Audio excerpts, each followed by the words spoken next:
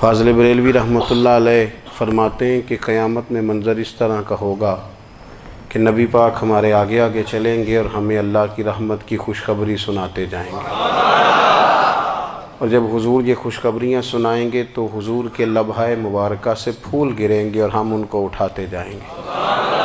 فرماتے ہیں خود تو وہ تھوڑی دیر کے لیے روئیں گے اللہ کی بارگاہ میں کہ یا اللہ انہیں معاف کر دے، خود روئیں گے لیکن ہمیں ہنسا دیں گے۔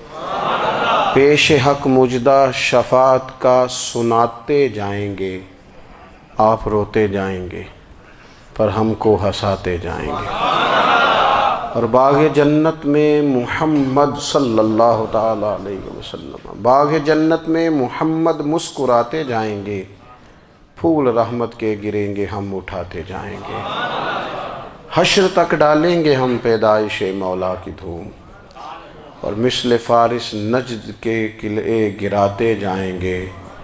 اور کیا ذوق بیان کیا، فرمانے لگے خاک ہو جائیں عدو جل کر مگر ہم تو رضا، دم میں جب تک دم ہے ذکر ان کا سناتے جائیں گے۔ جب تک سانسوں کی ڈوری چل رہی ہے، دم میں جب تک دم ہے ذکر ان کا سناتے جائیں گے۔ اللہ تبارک و تعالیٰ نے ہمارے محبوب کریم علیہ السلام کو دنیا میں بھیجا تو فرمایا یا ایھا الناس قد جاءکم برہان من ربکم، اے لوگو تمہارے پاس تمہارے رب کی دلیل آ گئی ہے۔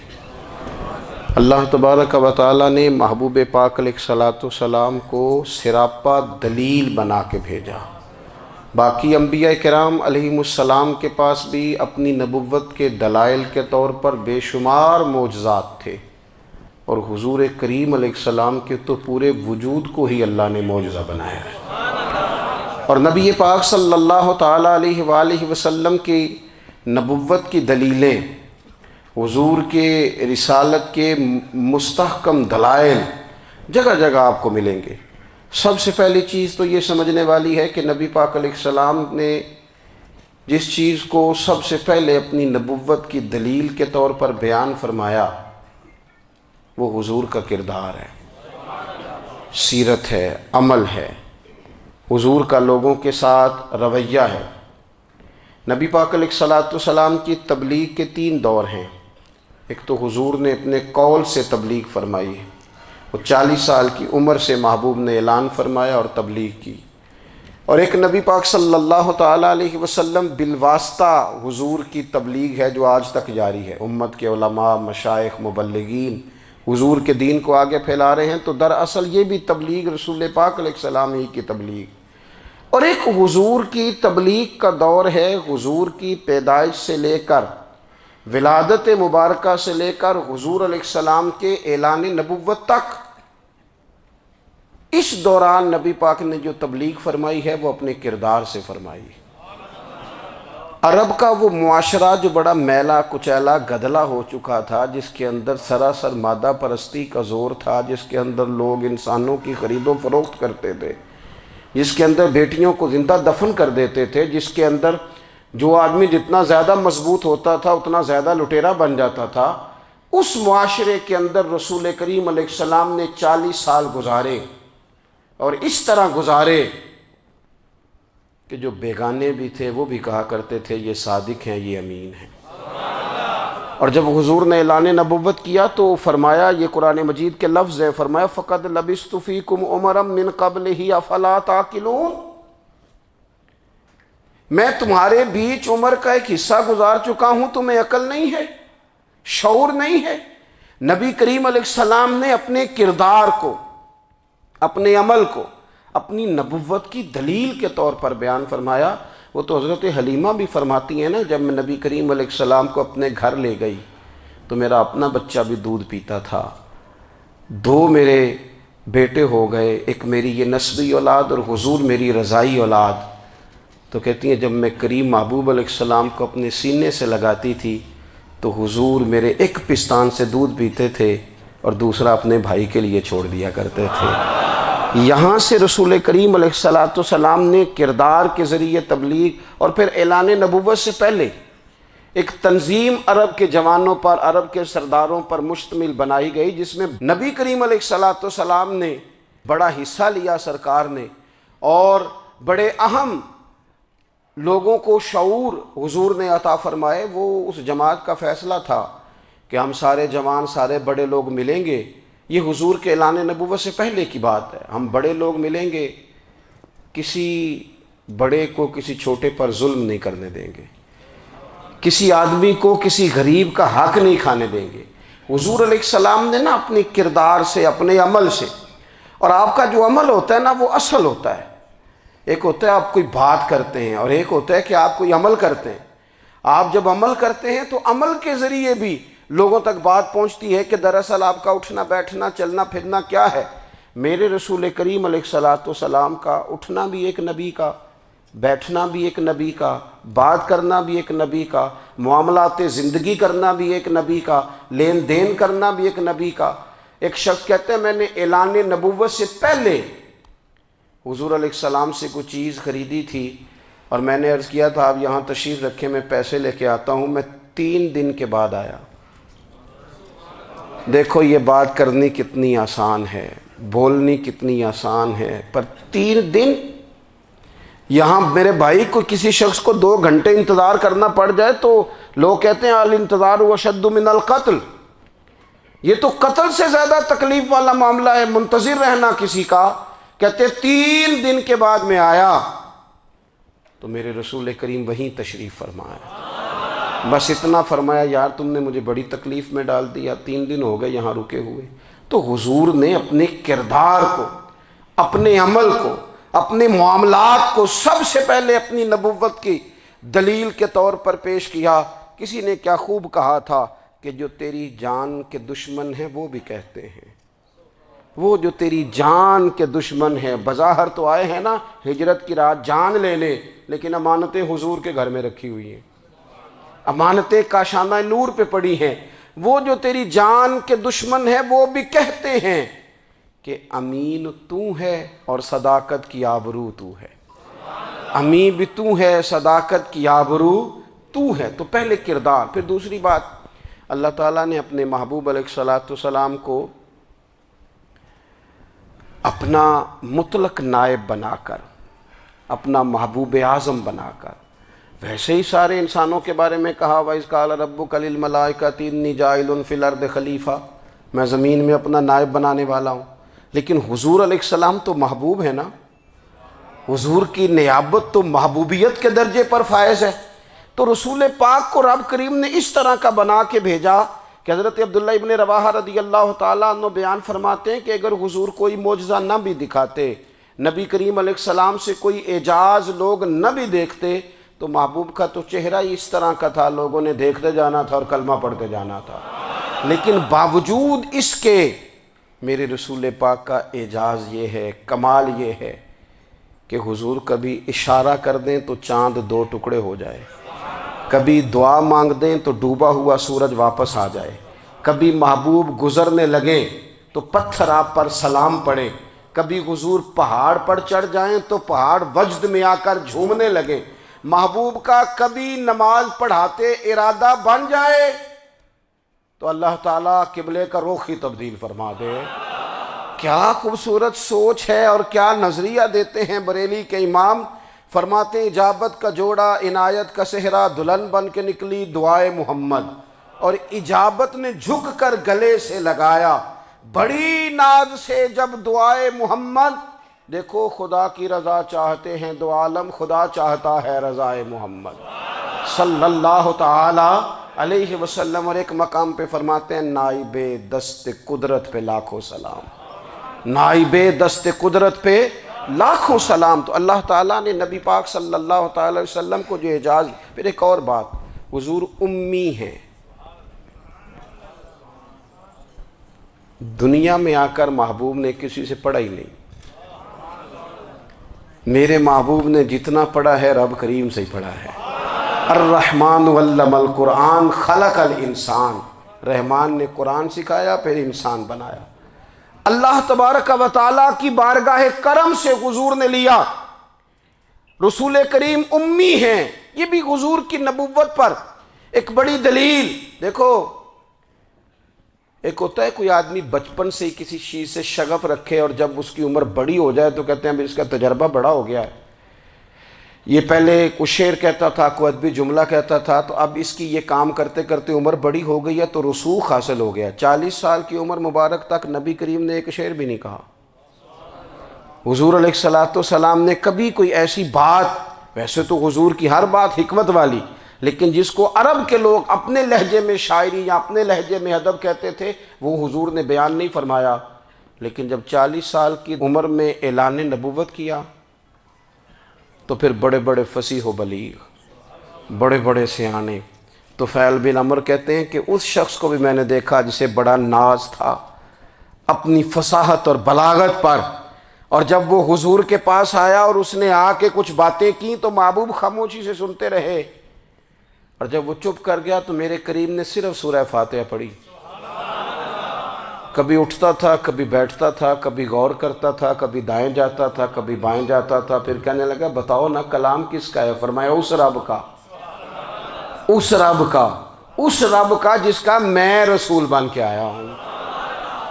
نبی کریم صلی اللہ تعالیٰ علیہ وسلم امی ہیں، لیکن حضور نے کائنات کے رازوں سے پردے ہٹا دیے، نبی کریم نے جینے کے سلیقے بتا دیے، حضور نے ہر شخص کو اس کے مقصد حیات سے آگاہ کر دیا۔ نبی کریم علیہ السلام نے وہ فلسفہ حیات بیان کیا کہ لوگوں کو صرف جینے میں ہی مزہ نہیں آیا، مرنے میں بھی مزہ آنے لگا۔ لوگ آگے بڑھ بڑھ کے جانیں پیش کرنے لگے، اپنی اولادیں قربان کر، جو فلسفیوں سے کھل نہ سکا اور نکتہ وروں سے حل نہ ہوا، وہ راز ایک طیبہ والے نے بتلا دیا چند اشاروں میں۔ محبوب کریم امی ہیں، لیکن حضور نے اس طرح دنیا کو سکھایا، اس طرح دنیا کو پڑھایا، اس طرح حضور نے علم کے چراغ اور دیپ روشن کیے کہ قیامت تک جسے روشنی ملے گی نا، اسے صرف دروازہ مصطفیٰ سے ملے گی، اسے رسول کریم علیہ السلام کے در دولت سے ملے۔ کچھ لوگوں نے کہا کہ یہ اپنے پاس سے آیات بنا کے لاتے ہیں، اپنے گھر میں بیٹھ کے دعوے کر لینا تو کوئی مشکل کام نہیں نہ ہوتا، سارے لوگ ہی کر لیتے ہیں۔ بلکہ وہ ہمارے ایک بزرگ کہا کرتے تھے، خیالی پلاؤ پکائیے تے گھیو کدے بھی کٹ نہ پائیے، کیونکہ کون سا پیسوں کا ڈالنا ہے، زیادہ ڈالیں آپ، اور زیادہ ڈالیں۔ بہت سارے لوگ ہیں آج بھی، کچھ لبرل ہیں بیچارے، کچھ دین بیزار طبقہ ہے، وہ کہتے ہیں جناب ہمیں تو جدید باتیں بتائیں، ہمیں تو نئے اسلوب کے مطابق لے کے چلیں، ہمیں تو او بھائی سن، میرے نبی پاک علیہ السلام نے فرمایا میرا قرآن کبھی پرانا نہیں ہوگا، اسے پڑھ کے دیکھ، اس کی جدت کا حسن دیکھ، یہ تو کھلا ہوا باغ ہے، تو ایک دفعہ اس کے قریب آئے گا تو خوشبو ملے گی، دوسری دفعہ آئے گا تو اس سے زیادہ تازی ملے گی، ایک دفعہ پھل کھائے گا تو مزیدار ہوگا اور دوسرا کھائے گا ہو سکتا ہے شکل ملتی جلتی ہو لیکن ذائقہ بڑا نرالا ہوگا۔ تو تو صحیح نا، جب کچھ لوگوں نے کہا یہ خود سے بنا کے آیات لاتے ہیں تو فرمایا وَإِن كُنتُمْ فِي رَيْبٍ مِّمَّا نَزَّلْنَا عَلَىٰ عَبْدِنَا فَأْتُوا بِسُورَةٍ مِّن مِّثْلِهِ، اگر تمہیں کوئی شک ہے اس میں جو ہم نے اپنے بندہ خاص میں نازل کیا ہے تو تم بھی اس جیسی ایک آیت بنا کے لاؤ۔ اور چلو چیلنج کھلا ہی دے دیا، فرما وَادْعُوا شُهَدَاءَكُم مِّن دُونِ اللَّهِ، اللہ اور اللہ والوں کو چھوڑ دو، تفسیری ترجمہ عرض کر رہا ہوں، یعنی صحابہ کو چھوڑ دو، حضور کے ماننے والوں کو چھوڑ دو، باقی ساری دنیا کے کافر کٹھے ہو جاؤ، ایک آیت بس قرآن جیسی لے کے آؤ، ایک آیت لے کے آؤ، ان کنتم صادقین، اگر تم سچے ہو۔ جوانوں سنو،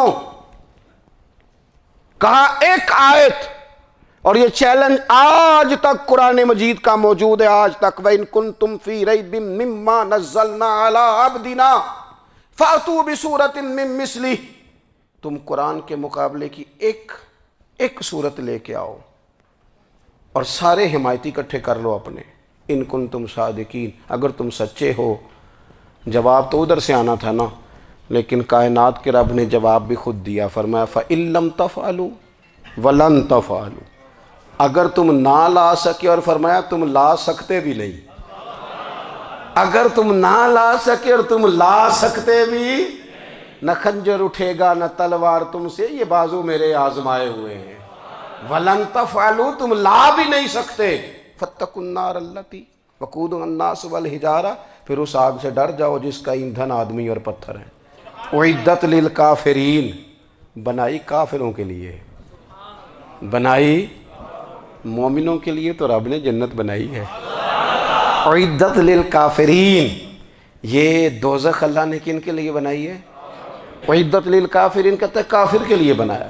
تو اللہ تبارک و تعالیٰ نے میرے رسول پاک صلی اللہ تعالیٰ علیہ وسلم کو وہ کتاب عطا فرمائی، اور پھر حضور کی فصاحت و بلاغت، معرفت۔ دیکھو ایک ہوتا ہے گھنٹوں باتیں کرنا، ایک ہوتا ہے کئی کئی والیم پر مشتمل، کئی جلدوں پر مشتمل کتب کا لکھنا، اور ایک ہوتا ہے کسی بندے کا ایک بات کرنا اور سامنے والے کی طبیعت کو اتنا جگا دینا کہ اگلی بات فوراً ہی اس کی سمجھ میں آ جائے۔ اور حضور نہ کسی کی انا کو نہیں جگاتے تھے۔ ہم بعض اوقات کسی سے خطاب کرتے ہیں، بات کرتے ہیں تو سامنے والے کی انا کو جگا دیتے ہیں، ٹھیس پہنچاتے ہیں، وہ کہتا ہے چل پھر تگڑا ہو جا میں بھی آیا۔ حضور انا نہیں جگاتے تھے، میرے نبی پاک ضمیر جگاتے تھے تاکہ وہ شخص فیض حاصل کر سکے، اسے کچھ ملے۔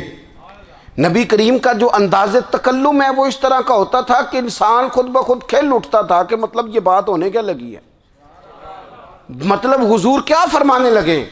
نبی کریم صلی اللہ تعالی علیہ وسلم، ایک دن محبوب کریم نے صحابہ کے بیچ حضور کی فصاحت و بلاغت دیکھے، فرمایا محبوب نے کتنا نادان ہے وہ شخص جو اپنے ماں باپ کو گالی دے۔ کھلی ہو گئی لوگوں کی آنکھیں، کان کھڑے ہو گئے کہ یا رسول اللہ کون ایسا بدبخت ہے جو ماں باپ کو گالی دے گا۔ اب جب سوالات ذہنی سطح پر پوری طور پر ابھر گئے نا، تو اب رسول کریم نے بات سمجھائی۔ یہ ہے فصاحت و بلاغت، تیرے آگے ہیں یوں دبے لچے فصحاء عرب کے بڑے بڑے، کوئی جان منہ میں زبان نہیں بلکہ جسم میں جان نہیں۔ یا رسول اللہ کون ایسا نالائق ہے جو ماں باپ کو گالی دے۔ اب جب ذہنی سطح یہاں تک ابھر آئی تو اب حضور نے سمجھایا، فرمایا جب تم کسی کے ماں باپ کو گالی دو گے نا تو وہ بھی تو جواب میں تمہارے ماں باپ کو دے گا نا، تو فی نفس ہی یہ تم نے خود ظلم کیا ہے اپنے ماں باپ پر۔ کیوں تم نے ایسا لہجہ اختیار کیا کہ جس سے سامنے والے کی انا جاگ جائے اور وہ تمہارے مقابلے میں آ کر کے کھڑا ہو جائے؟ کیوں تم نے اس طرح کے انداز اختیار کیے کہ جس سے سامنے والا بھی سارے پنجے کھڑے کر کے باہر نکل آئے اور کہے آ جاؤ پھر میں بھی میدان میں حاضر ہوں۔ رسول کریم کی فصاحت، بلاغت دیکھیں نا، حضور دو چار جملوں میں ساری بات سمجھا جاتے ہیں۔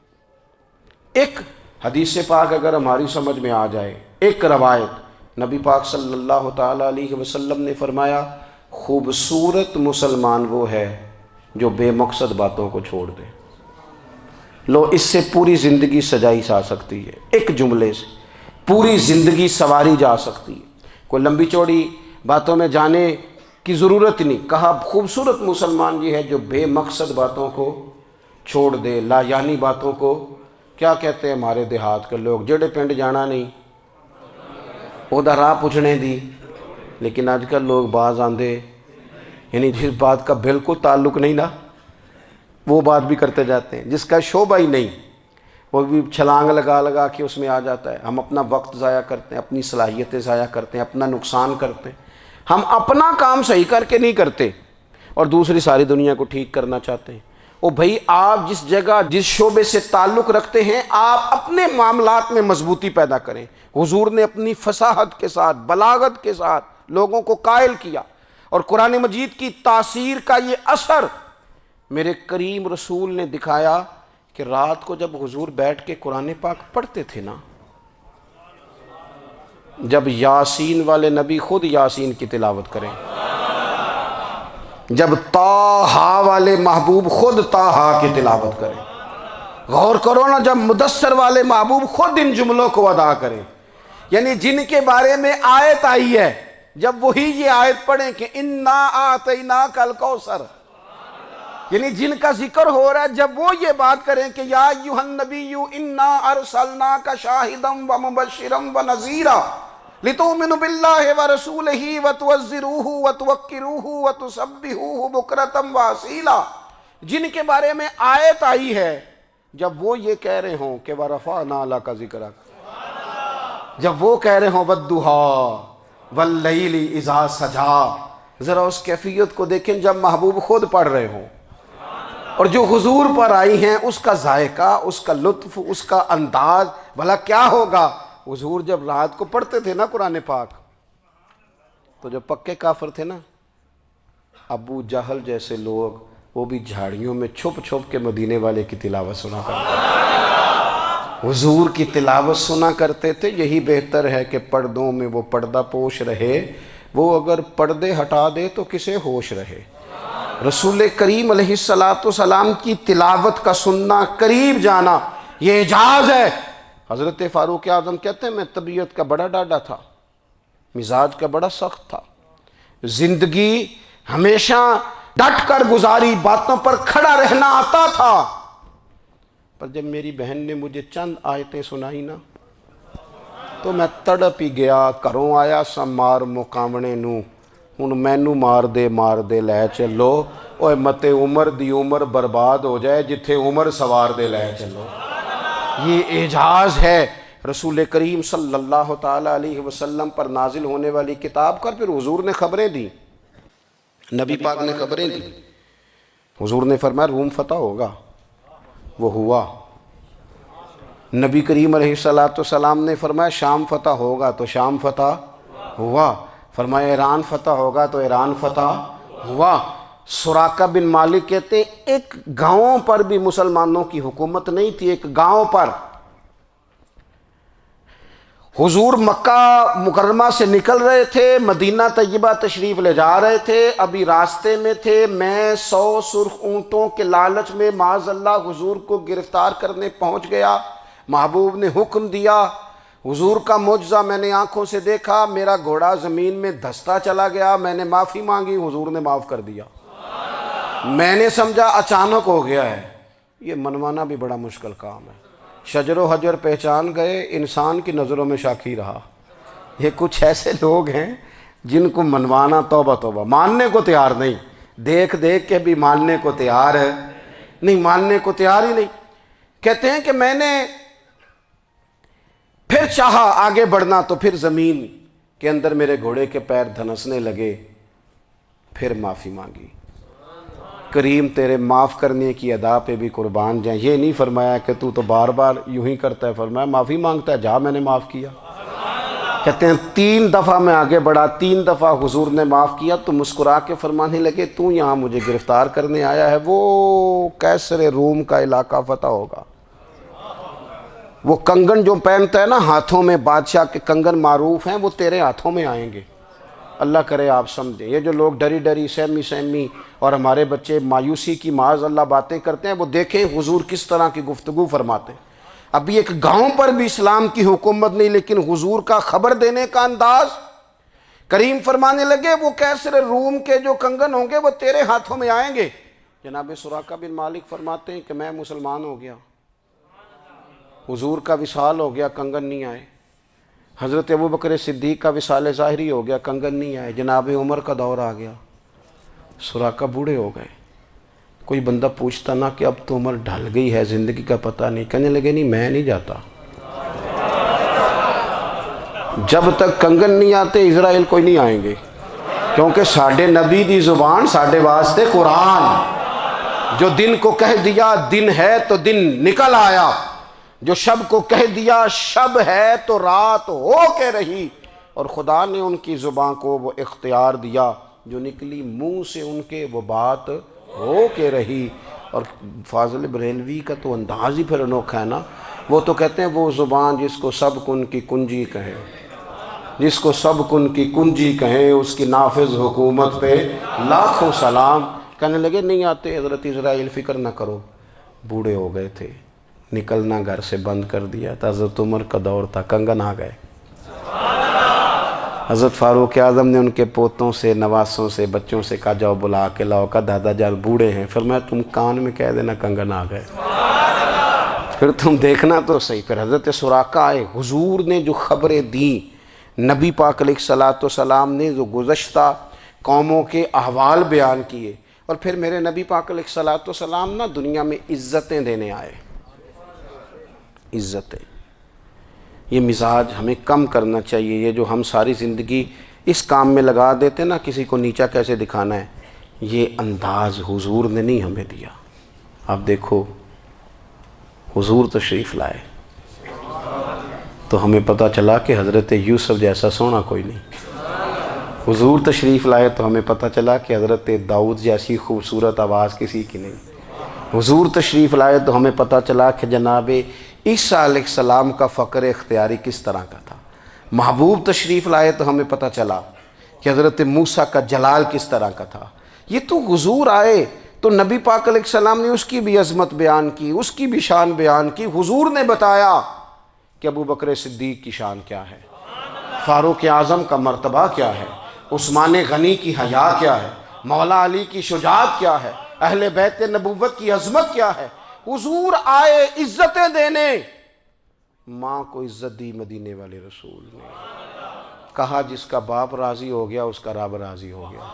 فرمایا جو 2 بیٹیاں 3 بیٹیاں 4 بیٹی بہنیں یا 1 بیٹی یا بہن بیاہ کے آ گیا نا، اس طرح میری 2 انگلیاں جڑی ہوئی ہیں، میرے ساتھ جڑ کے جنت میں جائے گا۔ رسول کریم صلی اللہ تعالی وسلم نے عزت دی۔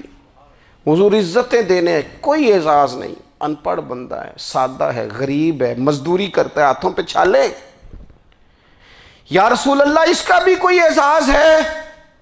قربان جائیں، میرے کریم نے عزت دی، فرمایا محنت کر کے روزی کمانے والا تو اللہ کا دوست ہے، یہ اینٹیں اٹھانے والا، یہ مشقتیں کرنے والا، یہ صبح دیہڑی پہ جانے والا، یہ بیچارہ جو اچار سے روٹی کھاتا ہے، تو نے ہر شخص کی قسمت میں یہ عزت لکھی اور آخری خطبے کی صورت میں وصیت لکھی۔ رسول کریم نے ہر بندے کو اعزاز دیا، عظمتیں دی، حضور عزتیں دینے آئے، نبی پاک علیہ السلام نے اعزازات دیے، حضور نے نوازا، یہ ساری چیزیں میرے رسول پاک کی تشریف۔ اور پھر یہ جو حضور کے صحابہ اور اہل بیت ہیں نا، یہ بھی میرے نبی پاک کی نبوت کی دلیل ہے۔ اتنی جلدی انقلاب آیا نہیں کرتے، وہ کل تک جو رہزن تھے حضور نے راہبر بنا دیے، وہ لوگ جو کل تک ایک دوسرے کے گلے کاٹ کے کھاتے تھے، ایک دوسرے کو مارتے تھے، تکلیف پہنچاتے تھے، برادری ازم پہ لڑتے تھے، حضور نے بھائی بھائی بنا دیے۔ ایک پلیٹ میں کھانا کھانے لگے، سیدنا بلال حبشی، صہیب رومی، سلمان فارسی، حضور نے یوں کر کے ملا دیا۔ نبی کریم علیہ السلام نے تقسیمیں ختم کر دی دنیا میں، حضور کہ صحابہ نے اپنا کردار اس طرح کا دکھایا، اتنا بلند کیا، اور صحابہ کرام علیہم رضوان اس کو دیکھ کر اتنی بلندیوں پہ گئے کہ گواہیاں اللہ کا قرآن دیتا ہے۔ فرمایا محمد الرسول اللہ والذین معہ اشداء علی الکفار رحماء بینہم تراہم رکعا سجدا یبتغون فضلا من اللہ ورضوانا۔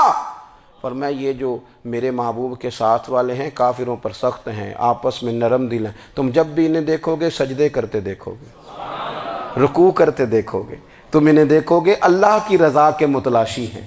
انہیں ساری مادہ پرستی سے نکال کر محبوب نے رب کی رضا کے رستے پہ ڈال دیا۔ میرے نبی کریم سید عالم صلی اللہ تعالیٰ علیہ وسلم کی نبوت کے دلائل کے طور پر یہ ساری چیزیں آئیں۔ بس میں بات سمیٹنے لگا ہوں۔ حضور کا جو اخلاق ہے نا، وہ بھی نبی کریم علیہ السلام کی نبوت کی بہت بڑی دلیل ہے۔ وَإِنَّكَ لَعَلَىٰ خُلُقٍ عَظِيمٍ۔ محبوب ہم نے آپ کو نا خلق عظیم کا مالک بنایا ہے۔ کچھ لوگ سمجھتے ہیں صرف آپ کا بولنے کا انداز ٹھیک ہو تو آپ با اخلاق ہیں۔ نہیں بھائی، بولنے کا انداز ٹھیک ہونا با اخلاق نہیں، سچ بولنا اخلاق کی علامت ہے۔ آپ کا حق بات کرنا اخلاق ہے، آپ کا صحیح گواہی دینا اخلاق ہے، آپ کا اللہ تعالیٰ کی طرف سے آزمائش آنے پر صبر کا مظاہرہ کرنا اونچا اخلاق ہے۔ رب نعمت دے تو آپ کا وجود ڈھلتا جائے شکر میں، یہ اخلاق ہے۔ رب کریم اگر آپ کو کسی وقت کسی آزمائش میں اپنی حکمت سے ڈالتا ہے تو عزت نفس کو برقرار رکھنا، خودداری کو برقرار رکھنا، یہ اخلاق۔ نبی پاک نے اعلیٰ ترین اخلاق کی بات بتائی، اعلیٰ ترین۔ حضور نے لوگوں سے بیعت لیتے وقت کہا تھا میرے ہاتھ پر بیعت کرو، چوری نہیں کرو گے۔ نبی پاک علیہ السلام نے مختلف امور پر بیعت لی۔ حضرت حکیم بن حزام کہتے ہیں حضور نے میرے ہاتھ پہ ہاتھ رکھ کے کہا میرے ہاتھ پہ ہاتھ رکھ کے بیعت کرو کہ کسی دنیا دار سے سوال نہیں کرو گے، خودداری سے زندگی گزارو گے، عزت نفس سے، جو رب نے تمہیں دیا ہے تم اس پر راضی رہو گے، لوگوں کی جیبوں کو ٹٹولنا، دوسروں کی دولتوں پہ راج کرنا، دوسروں کے مال پر نگاہیں ڈالنا اللہ کے حبیب نے پسند نہیں فرمایا۔ فرمایا بیعت کرو کہ تم کبھی کسی سے سوال نہیں کرو گے۔ حد ہو گئی، نبھانے والوں نے پھر اس عہد کو نبھایا اور کمال کر دی۔ حضرت حکیم بن حزام گھوڑے پہ بیٹھے تھے، ہاتھ میں درہ تھا، وہ زمین پہ گر گیا، قریب غلام کھڑا تھا، حضرت حکیم بن حزام خود گھوڑے سے اترے، درہ اٹھایا، دوبارہ گھوڑے پہ بیٹھے۔ غلام عرض کرنے لگا حضور مجھے بتا دیتے میں اٹھا کے دے دیتا۔ آنکھیں چمک اٹھیں، فرمانے لگے کیسے بتا دیتا، اپنے رسول سے وعدہ کیا ہے کبھی کسی سے سوال نہیں کروں گا، کبھی سوال نہیں کروں گا۔ اللہ کے محبوب نے ہمیں اعلیٰ اخلاقی قدروں کی بات ہمیں سکھائی ہے۔ ہم دیکھتے ہیں کہ بڑی جلدی 2 4 5 لوگوں کے غصہ دلانے پر ہم ساری اخلاقی حدوں کو کراس کر جاتے ہیں۔ دوستو ہمارا ایک ویژن ہونا چاہیے، ہمارے ذاتی رویے بڑے معتبر ہونے چاہیے، لین دین کے معاملات کے اندر مسلمانوں کو بڑا صاف ستھرا ہونا چاہیے۔ ہمیں اپنی معاشی زندگی میں روزمرہ کے معاملات میں ہماری توجہات کا مرکز صرف اللہ رسول کی ذات ہونی چاہیے۔ رب کریم نے اپنی حکمت سے کسی کو کتنا دیا ہے یہ اس کی حکمت کے تقاضے ہیں، ہمیں اس نے جس رنگ میں جس حال میں رکھا ہے ہمیں اپنے رب کی رضا پر بہت زیادہ مطمئن ہونا چاہیے۔ اچھا پھر ایک اور بات، جن چیزوں کو ہم نے دکھ بنایا ہے نا یہ تو وہاں دکھ تھا ہی نہیں، مہینہ مہینہ چولہا نہیں جلا، لیکن کسی جگہ اظہار غربت ہے حضور کی اولاد پاک کا یا صحاب کا یا ازواج کا، مہینہ مہینہ چولہا نہیں جلا۔ لیکن یہ اخلاق عالیہ کا حسن دیکھو، اپنے گھر مہینہ مہینہ چولہا نہیں جلا، جو مانگنے آیا اسے جھولی بھر کے عطا فرمایا، کوئی دروازے سے خالی نہیں گیا۔ عزیز بھائی اگر زندگی میں اخلاقی قدریں ہم اپنا لیں اور ہم تھوڑا تھوڑا کر کے اپنے آپ کو تبدیل کریں، ساری زندگی توجہ رہی کہ فلاں کیا کر رہا ہے فلاں کیا کر رہا ہے، تھوڑا سا گردن کو جھکا کے اپنے اوپر توجہ ڈالیں، اپنے آپ کو وقت دیں، حضور کے اخلاق عالیہ کی روشنی میں، تعلیمات حسنہ کی روشنی میں ہم اپنے کردار و عمل پر تھوڑی توجہ دیں۔ اس وقت بہت بڑی تعداد میں امت مسلمہ ہے، اور ایسا نہیں ہے کہ دولت نہیں ہے، دولت سے بھی سرشار ہیں، ہمارے ہاں بڑے بڑے انجینئر ہیں، بڑے بڑے ڈاکٹر ہیں، لیکچرار ہیں، ہمارے پاس بڑے بڑے ہاسپٹل ہیں، بڑا کچھ ہے، لیکن کردار و عمل کے بادشاہ، اپنی زندگی تقوی کی روشنی میں گزارنے والے ان لوگوں کی تعداد کم ہے۔ اگر کوئی آج بھی سارے کام نیک کرے لیکن جائیداد میں سے بیٹی کا حق رکھ جائے تو پھر اس نے کیا میلاد منایا ہے؟ اگر آج بھی جو 2 4 لوگ بیچارے اس کے زیر دست ہیں، ملازمین ہیں، ان کے ساتھ اس کا رویہ انتہائی سخت ہو تو اس نے کیا میلاد منایا؟ اگر آج بھی وہ برادری ازم کی بنیاد پر دوستیاں کرے